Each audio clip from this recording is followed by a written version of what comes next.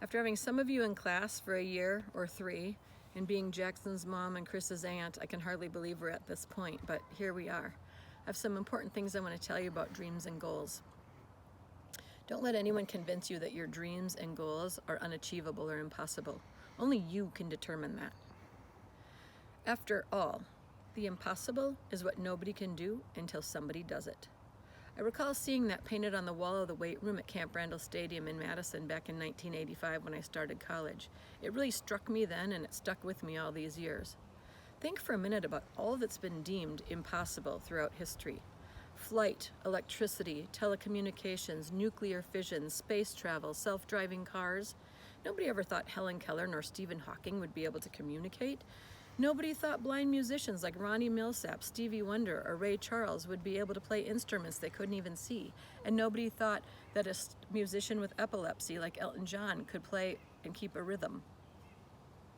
Nobody thought Amy Mullins, a double amputee, would be able to compete in Division I track and field. Nobody thought Wilma Rudolph, who suffered from scarlet fever and polio that left her paralyzed as a child, would go on to be an Olympic champion and hold world records in the 100 and 200-yard dashes. Nobody thought Danica Patrick, a woman, would be able to break into auto racing. And nobody thought Lindsey Vonn would ever walk again after her near-death crashes. But she was able to make racing comebacks that allowed her to win 3 Olympic gold medals and 8 World Cups. Nobody thought differently abled artists could produce masterpieces, but Michelangelo had osteoarthritis and Van Gogh had epilepsy and bipolar disorder. They all accomplished these feats, and they all defied the impossible. Let me share a favorite story about defying the impossible. In the early 1950s, top athletes made it their mission in life to be the first to run a mile under 4 minutes.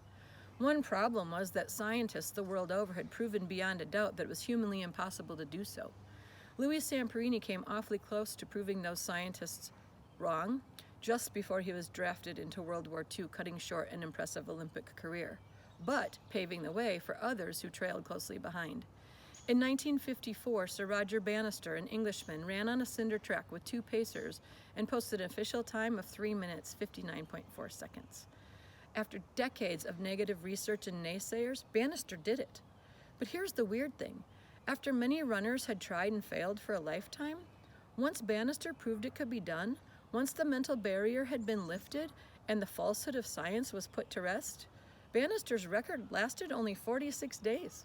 Certainly Bannister's to be commended. He had God-given physical talent and stamina, but he also found in himself drive, heart, perseverance, self-discipline, and resilience and grit to accomplish the impossible. It's that same grit that fueled him as he became one of the world's leading neurosurgeons. But here's the deal. We all need heart, grit, and resilience. Ali Stroker, the first actor in a wheelchair to win a Tony Award, did not give up due to her barriers.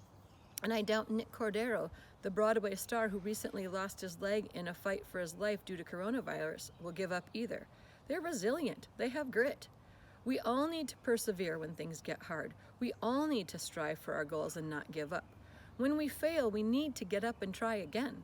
We simply cannot quit. So remember, when things seem out of reach, the impossible is merely what nobody can do until somebody does it. So I ask you, the class of 2020, what's your 4-minute mile, and how do you intend to break those barriers? I really miss you all.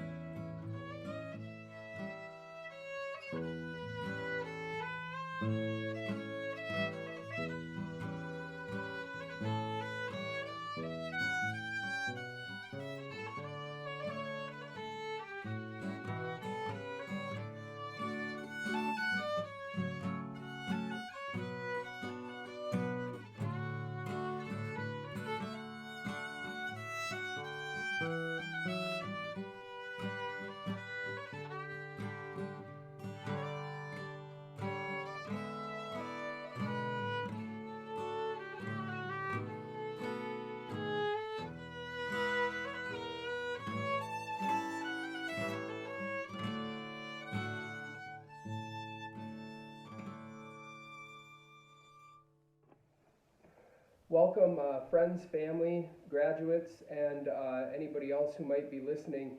My name is Derek Olson, and I'm a math teacher at Memorial, and I'm here to give a message. It's kind of my honor to be able to stand here and talk to the class of 2020.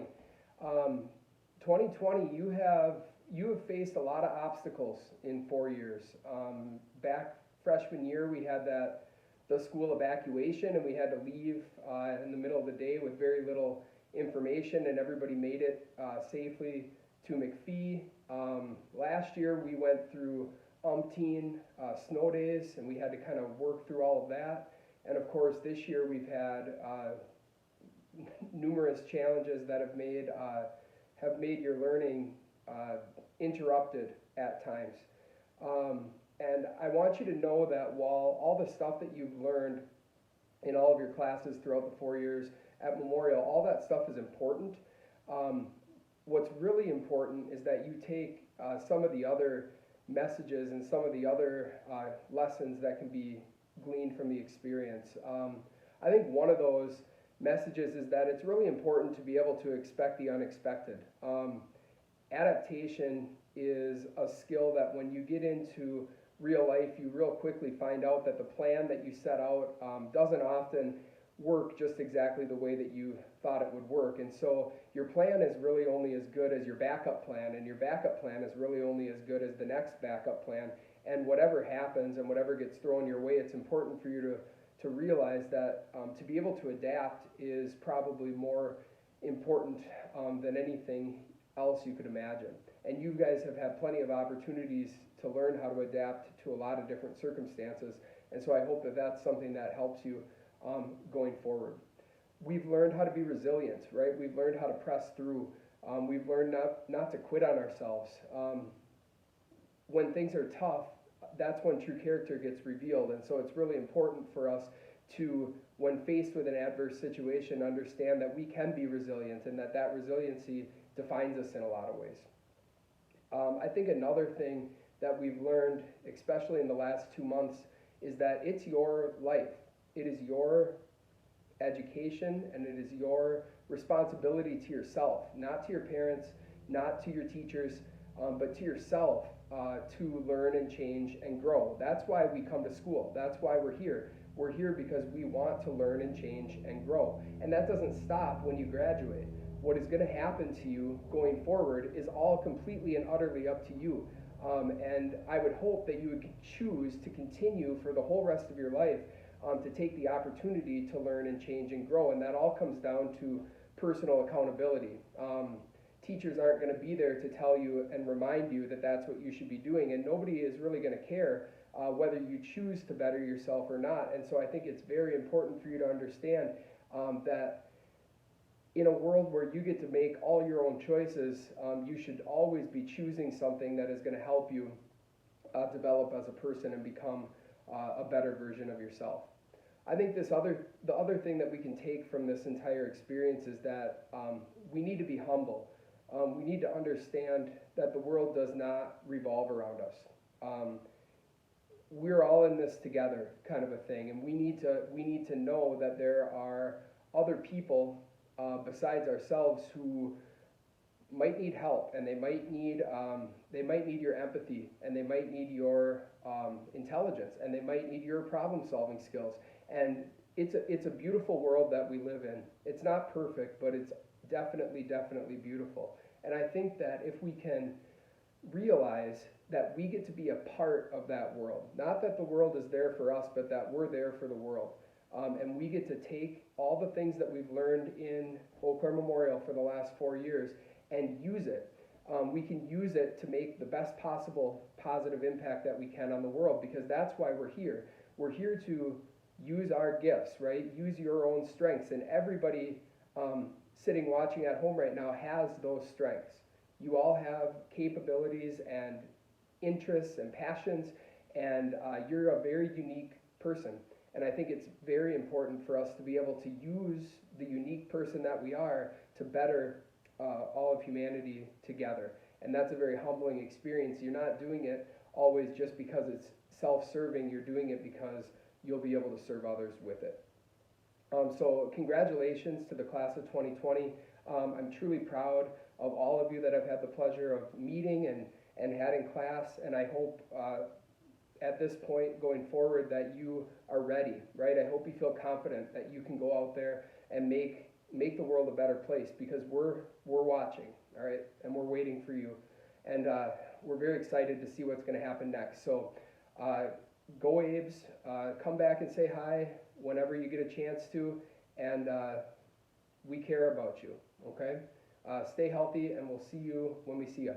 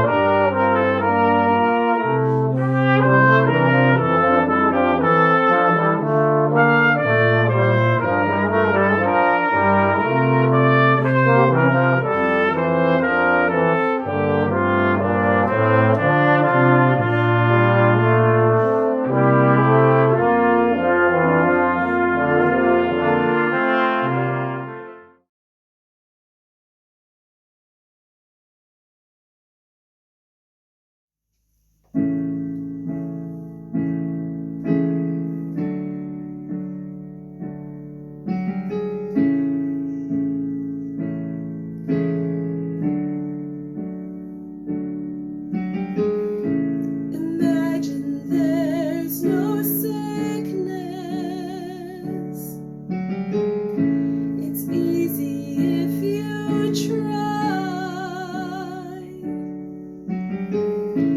Imagine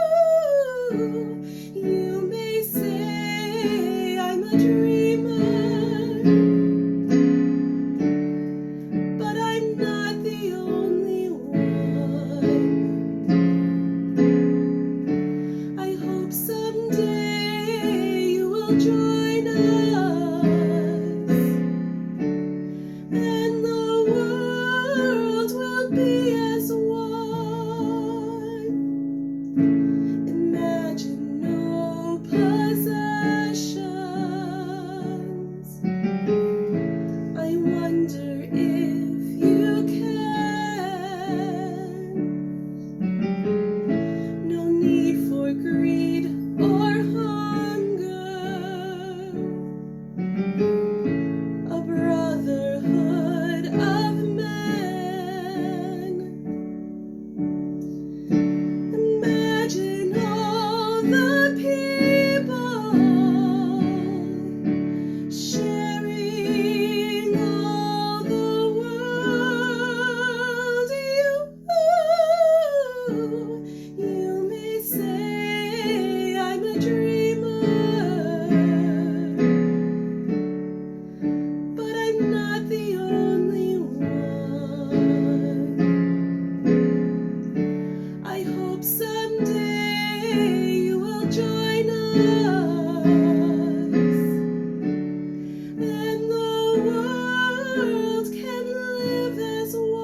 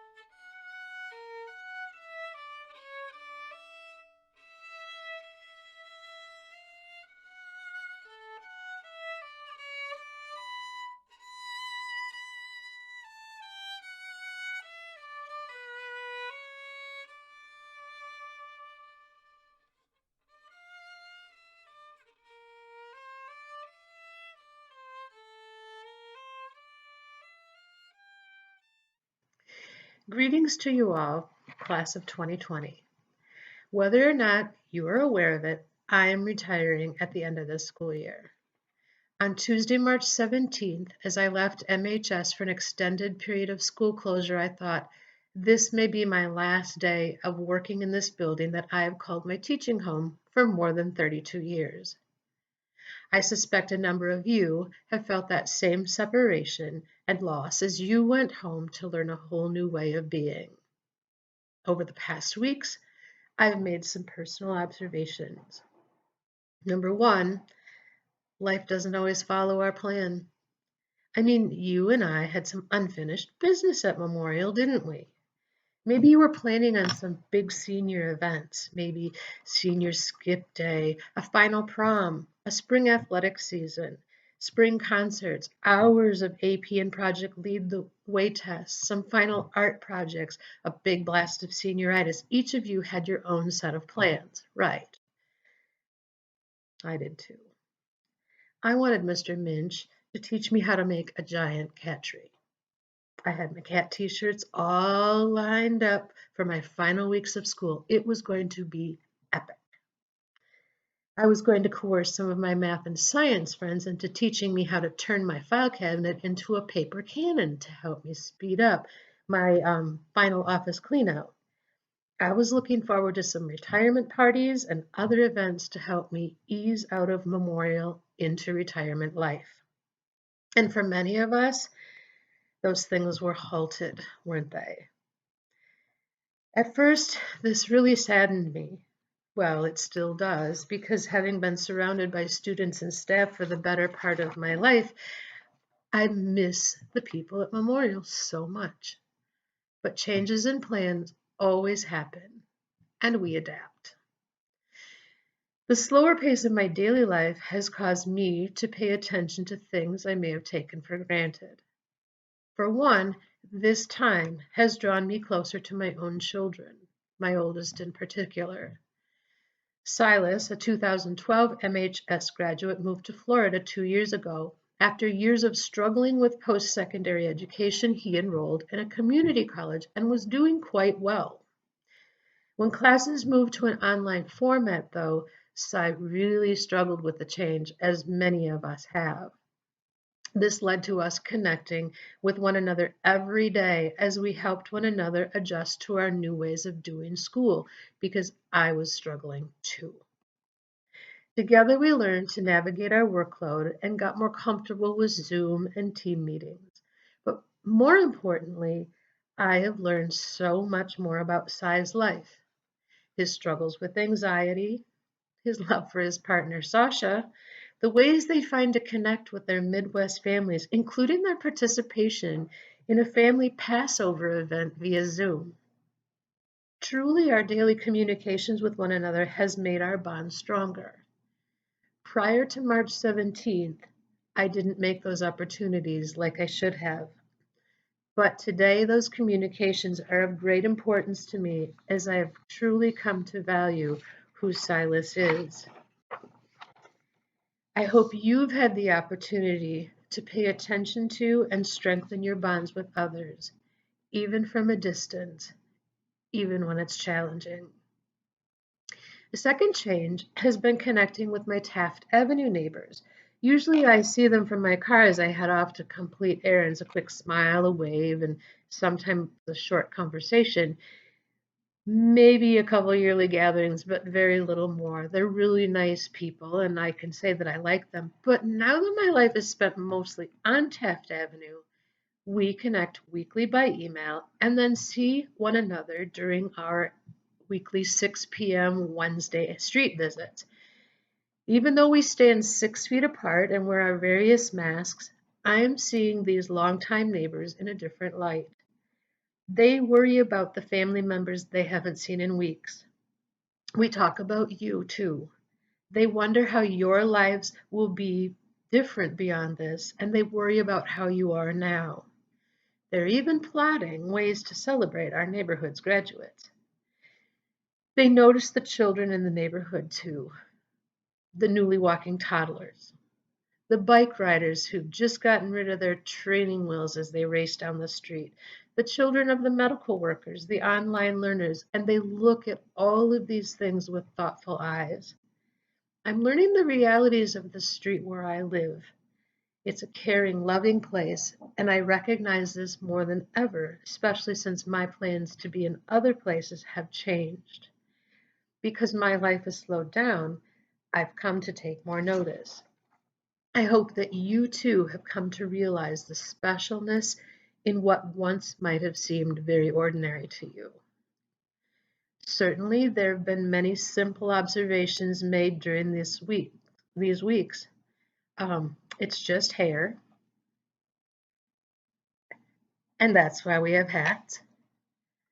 Pajama pants are more comfortable and don't appear in Microsoft team meetings, so take advantage of every opportunity to wear them.